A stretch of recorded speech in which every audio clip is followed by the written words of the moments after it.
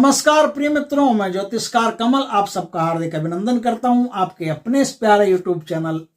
दोस्तों, आज मैं भगवान गंडा बैरुंडा की साधना बताता हूं, जिनकी साधना करने से असंख्य सिद्धियां साधक को प्राप्त होती है। ऐसी ऐसी सिद्धियां कि वायु गमन से लेकर के शत्रु संहार तक, वायु गमन से लेकर के किसी जहरीले से जहरीले विष को उतारने तक ऐसी अद्भुत शक्तियां प्राप्त होती है जिसका कोई जवाब नहीं। इस साधना को करने वाले के जीवन में काल सर्प और पितृदोष जैसे दोष होते हैं तो भी नष्ट हो जाते हैं फट से। और इस साधना के साधक को आध्यात्मिक शक्तियां प्राप्त होती है, आध्यात्मिक सिद्धियां प्राप्त होती है। उसे मन की गति से चलना, उसे दूर तक देख लेना, उसे श्रवण कर लेना, कोई भी चीज कहीं कितनी दूर हो सुन लेना, ऐसी अद्भुत से अद्भुत सिद्धियां उसको प्राप्त होती रहती है। लेकिन ऐसी अद्भुत सिद्धियां प्राप्त हो, इसके लिए आज जो मैं बताऊं उतनी साधना नहीं करनी है, साधना को और लंबा चुंगम की तरह खींच के ले जाना है। दोस्तों, गंडा बैरुंडा कौन है, जरा इस पर चर्चा कर लें। कर्नाटक में शिवमोगा सागर के पास वहां इक्केरी और केलाड़ी दो मंदिर हैं। केलाड़ी में खाली 3 मंदिर हैं, जो एक शिव का मंदिर है, एक पार्वती का मंदिर है और एक वीरभद्र भगवान का मंदिर है। वीरभद्र भगवान के मंदिर के ऊपर एक महान बहुत विशालकाय पक्षी की आकृति बनी हुई है। उस पक्षी के चोंच के अंदर, उस पक्षी के चोंच के अंदर सिंह दबे हुए हैं। सिंह समझते हैं, शेर, लॉयंस दबे हुए हैं। उस पक्षी की चोंच के अंदर लॉयंस दबे हुए हैं, बहुत सारे लॉयन दबे हुए हैं, ऐसे 10, 15, 20 लॉयन एक साथ उसके चोंच में दबे हुए हैं। और उसके पंजों में क्या है, हाथी दबे हुए हैं। अब देखिए, राजस्थान में हमने एक पक्षी के बारे में सुना था जो कभी किसी जमाने में हुआ करता था, और उस पक्षी का नाम था अनड़ पक्षी, अनड़पंख का पक्षी। ये अनड़पंख का पक्षी वही भगवान गंडा बैरुंडा है। वो जो गंडा बैरुंडा का चित्र वहां, गंडा बैरुंडा की मूर्ति वहां लगी हुई है, वो गंडा बैरुंडा भगवान गरुड़ की मूर्ति है। और भगवान गरुड़ के इस रूप की, गंडा बैरुंडा रूप की साधना करने से साधक को असंख्य सिद्धियां प्राप्त होती चली जाती है और साधक अपने आप में ही एक शक्तिशाली व्यक्तित्व बन जाता है, एक सिद्ध पुरुष बन जाता है। ऐसी उनकी महानतम सिद्धियां हैं। अब बात करेंगे कि यह सिद्धि होती कैसे है। तो दोस्तों, इस पर गहन चर्चा करने के लिए हम आगे बढ़ते हैं और ध्यान से सुनिएगा। बहुत मस्त साधना है, ऐसी साधना सौभाग्य से प्राप्त होती है। यह साधना एकादशी के दिन से शुरू होती है। उत्तर दिशा की तरफ मुख रख करके 11 दिन इस साधना को करना पड़ता है और 5 माला का जाप करना पड़ता है। माला आपको तुलसी या चंदन दोनों में से कोई भी हो वो ले सकते हो। 11 दिन जाप करने हैं, 5 माला का जाप करना है। पीले रंग का आसन होना चाहिए, पीले रंग के वस्त्र होने चाहिए। भगवान विष्णु के मंदिर में या फिर शालिग्राम भगवान के आसपास बैठ करके इस साधना को किया जाता है।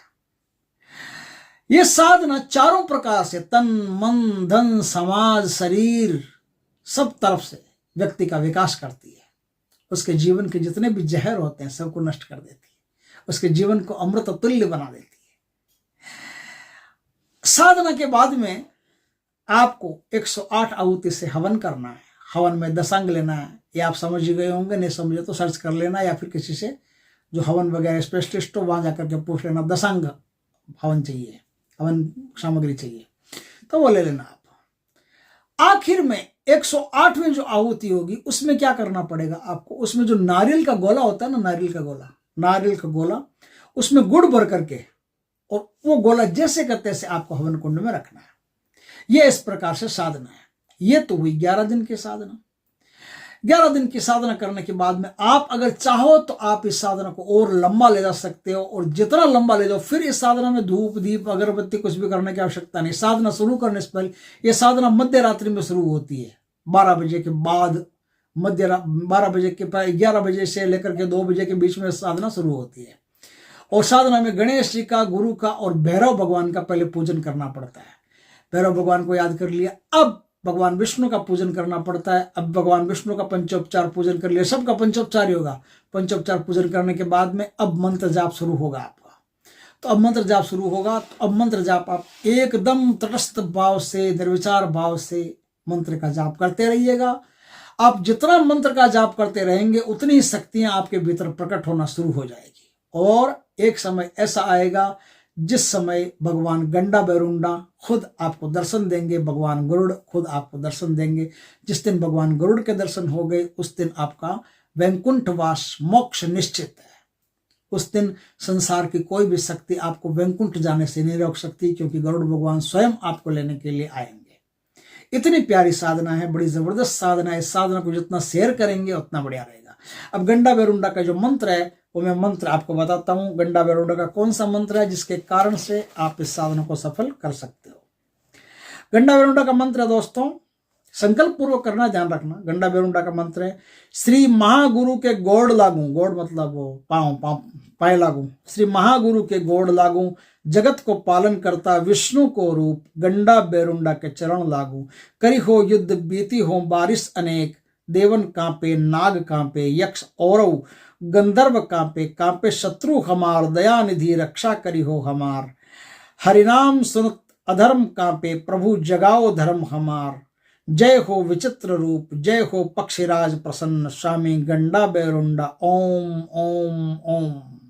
इस प्रकार से इस मंत्र का जाप करके आप शक्ति को सिद्ध कर सकते हैं, और शक्ति को सिद्ध करके और आप खुद एक सिद्ध पुरुष बन सकते हैं। कई हजार लोगों का आप काम कर सकते हैं, बहुत सारे लोगों के जीवन से जहर नष्ट कर सकते हैं, बहुत सारे लोगों के जीवन से विषमताएं नष्ट कर सकते हैं, उनकी परेशानियां नष्ट कर सकते हैं। भूत प्रेत पिशाच ब्रह्म राक्षस चुड़ैल चंडालिनी सबको उठा करके फेंक सकते हैं आप। इतनी शक्ति आपके भीतर पैदा हो जाएगी। आपको देखते ही जो जहरीले जीव है वो भाग जाएंगे, भूत प्रेत भाग जाएंगे। इतनी शक्ति आपके भीतर पैदा हो जाएगी। दोस्तों वीडियो अच्छा लगे तो लाइक करना, कमेंट करना, शेयर करना, और यदि पहली बार हमारे चैनल पर आए तो चैनल को सब्सक्राइब करना, पास में जो बेल आइकॉन का बटन है दबा देना, ताकि हमारे ज्ञानवर्धक जानकारीपूर्ण वीडियो सबसे पहले आपके पास आ सके। जय श्री कृष्ण दोस्तों।